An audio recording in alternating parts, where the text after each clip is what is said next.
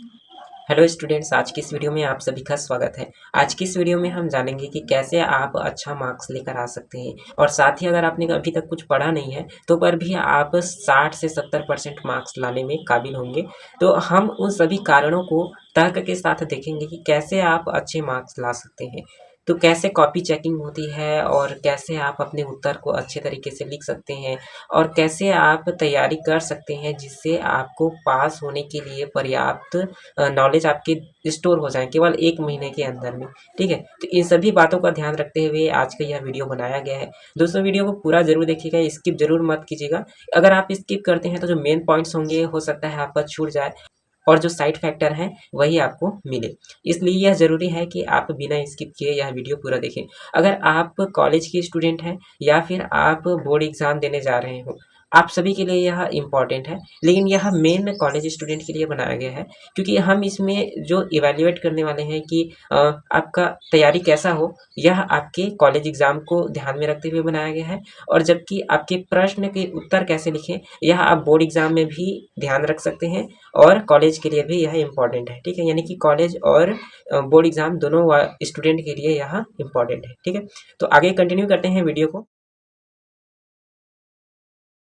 सबसे पहले यह जान लेते हैं कि पेपर में वह कौन से जिम्मेदार कारण हैं जो आपके मार्क्स को इफ़ेक्ट करते हैं और आपको बेहतर मार्क्स दिला सकते हैं। उसके बाद हम यह जानेंगे कि अगर आपने अभी तक कोई तैयारी नहीं किया है और आपका मार्च में पेपर है, तब इस 1 महीने के गैप में आप कैसे अपनी तैयारी को धार दे सकते हैं जिससे कि आप 60 से 70% मार्क्स ला सकते हैं, ठीक है?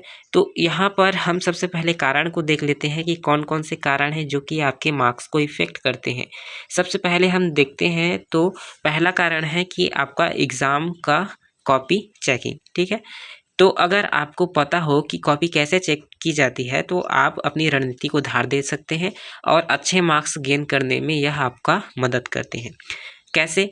हम बात करें तो देखिए, जो कॉपी चेक करता है उसके पास एक कॉपी चेक करने के लिए नहीं जाता है बल्कि बहुत सारे, वह हज़ारों की संख्या में कॉपी चेक करता है।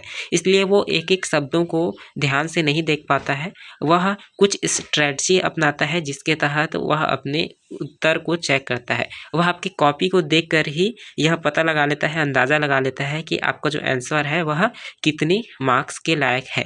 तो वह कौन-कौन से फैक्टर हैं अगर हम बात करें तो देखिए, कॉपी चेक करने वाला क्या करेगा, सबसे पहले आपका हैंडराइटिंग देखेगा। अगर आपका हैंडराइटिंग अच्छा है तो वो आपको अच्छा मार्क्स मिलेगा, ठीक है? यह आपको मेक श्योर कराता है कि आपको अच्छा मार्क्स मिले, ठीक है? और दूसरा हम बात करें क्या चीज़ वह देखता है, तो आपका जो पहला प्रश्न होता है वह उसे ध्यान से पढ़ेगा और देखेगा कि आपने कैसा लिखा है।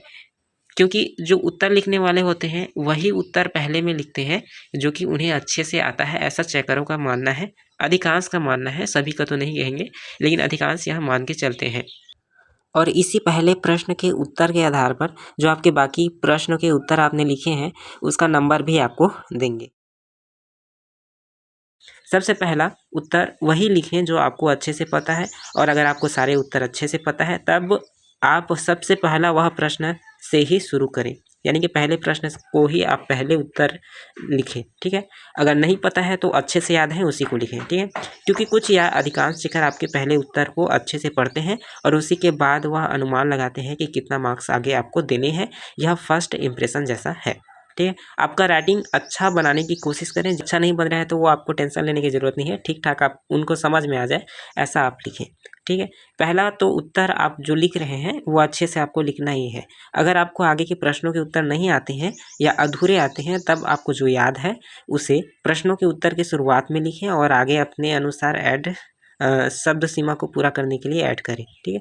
कोई भी प्रश्न ना छोड़ना, उससे संबंधित कुछ न कुछ लिख देना जिससे कि आपको उसके भी कुछ न कुछ नंबर मिलेंगे। अगर आप कुछ नहीं लिखेंगे तो आपको 0 मिलेगा, यानी कि कुछ भी नंबर नहीं मिलेगा। लेकिन कुछ लिख देते हैं तो आपको कुछ मार्क्स तो आपको मिल ही जाएँगे।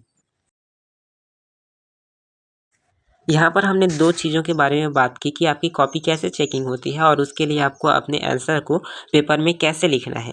लेकिन अगर आपको कुछ याद ही नहीं रहेगा तो आप कैसे लिखेंगे? आपका यह परेशानी है कि आपने अभी तक कुछ पढ़ा नहीं है और अगले महीने आपका पेपर है, तब आप क्या करेंगे? तो यहाँ पर हम उसके बारे में बात करते हैं। अगर आपने कुछ नहीं पढ़ा तो आप ऐसे तैयारी कर सकते हैं। सबसे पहले परीक्षा का पैटर्न आप देखें, प्रीवियस ईयर क्वेश्चन निकालें और उसको देखकर आपको यह पता चलेगा, खासकर कॉलेज वालों को, क्योंकि उनका 5 यूनिट में बँटा हुआ होता है, यह आपको पता चलेगा। आपके सिलेबस को देखते ही आपको यह बात पता चल गया होगा कि आपका जो भी सिलेबस है वह पूरा का पूरा 5 यूनिट में बँटा हुआ है और प्रत्येक यूनिट से कुछ न कुछ प्रश्न गारंटेड आते हैं। और जैसे हम बात करें प्रत्येक यूनिट से, अगर आपका 70 मार्क्स का क्वेश्चन बन रहा है तो 12 मार्क्स का प्रति यूनिट से आपका क्वेश्चन आना ही है। तो आपको क्या करना है, अगर आपको पास होना है तो केवल 2 यूनिट्स को अच्छे से पढ़ लीजिए और तीसरा यूनिट को हल्का-फुल्का पढ़ लीजिए और उसको एग्ज़ाम में लिखिए। तो इतने में आपका पासिंग मार्क्स के लिए हो जाएगा।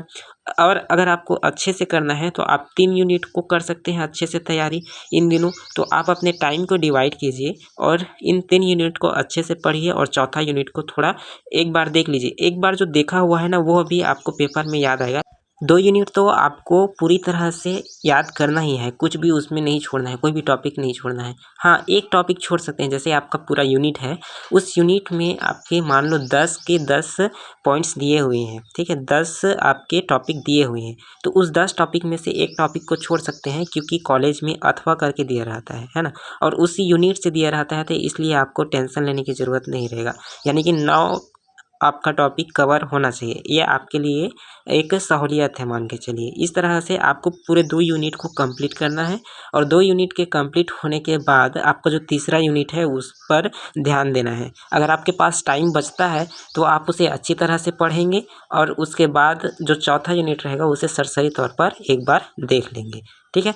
तो यह कुछ टिप्स थी आपको याद करने के लिए, आपके परीक्षा में लिखने के लिए और कॉपी चेकिंग और आपके उत्तर लेखन की तुलना, जिससे आपको अच्छे मार्क्स मिल सकते हैं। तो होप वीडियो आपको पसंद आया होगा। वीडियो पसंद आया तो लाइक करें, दोस्तों के साथ शेयर करें।